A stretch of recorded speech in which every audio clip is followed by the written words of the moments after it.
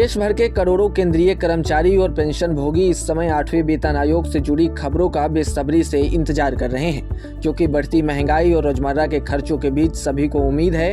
कि सरकार जल्द कोई बड़ा फैसला लेगी। पिछले कुछ महीनों में 8वें वेतन आयोग की प्रक्रिया में तेजी देखने को मिली है और केंद्र सरकार ने अक्टूबर 2025 में इसके गठन को मंजूरी दे दी थी, जिसके बाद नवंबर 2025 में इसका गजट नोटिफिकेशन जारी कर दिया गया, जिससे यह साफ हो गया कि अब वेतन संरचना में बड़े बदलाव की तैयारी शुरू हो गई है। लेकिन बड़ा सवाल यह है कि आखिर बढ़ी हुई सैलरी और पेंशन कब से लागू होगी। चलिए जानते हैं। आज के समय में जब महंगाई लगातार बढ़ रही है और गैस सिलेंडर, दूध, तेल और सब्जियों की कीमतें आम लोगों के बजट पर असर डाल रही है, ऐसे में यह वेतन आयोग कर्मचारियों के लिए एक बड़ी राहत की उम्मीद लेकर आया है, क्योंकि मौजूदा महंगाई भत्ता कई कर्मचारियों के अनुसार उनके बढ़ते खर्चों के लिए पर्याप्त नहीं है। इसलिए कर्मचारी संगठन लगातार सरकार से मांग कर रहे हैं कि वेतन ढांचे में सुधार किया जाए और इससे अधिक व्यवहारिक बनाया जाए। विशेषज्ञों और कर्मचारी संगठनों से जुड़े लोगों का मानना है कि 8वें वेतन आयोग की सिफारिशें अप्रैल 2027 के आसपास लागू हो सकती है,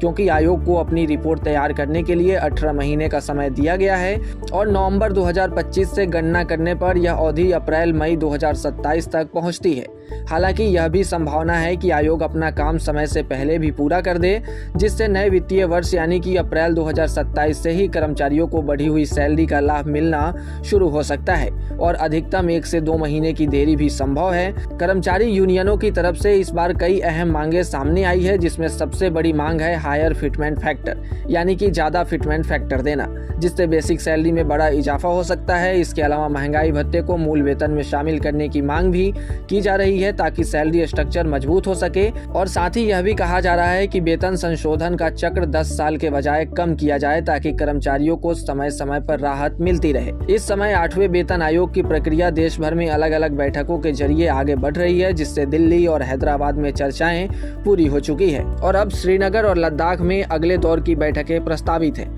इन बैठकों में कर्मचारी प्रतिनिधियों के साथ पेंशन, प्रमोशन, खाली पदों और आउटसोर्सिंग जैसे मुद्दों पर भी चर्चा हो रही है और राष्ट्रीय स्तर पर भी सरकार और कर्मचारी संगठनों के बीच संवाद जारी है, जिससे यह साफ होता है कि यह प्रक्रिया काफी गंभीरता से आगे बढ़ रही है। इसके साथ ही उम्मीद लग रही है कि जल्द से जल्द 8वें वेतन आयोग को लेकर नया गाइडलाइन जारी हो, जिससे यह पता चल सके कि कर्मचारियों की सैलरी में कितनी बढ़ोतरी होनी है। जानकारी मिलने के बाद कर्मचारियों को भी राहत मिल सकती है, क्योंकि काफी लंबे समय से सरकारी कर्मचारी 8वें वेतन आयोग का इंतजार कर रहे हैं और सोच में हैं कि न जाने सैलरी कब से लागू होगी और कब से बढ़ी हुई सैलरी हाथों में मिलनी शुरू हो जाएगी। आपको क्या लगता है, 8वें वेतन आयोग की बढ़ी हुई सैलरी कर्मचारियों के हाथों में कब से मिलनी शुरू होगी? कमेंट सेक्शन में जरूर बताएं और ऐसे ही तमाम अपडेट्स और शेयर मार्केट से जुड़ी तमाम जानकारी के लिए बने रहें गुड रिटर्न्स डिजिटल के साथ।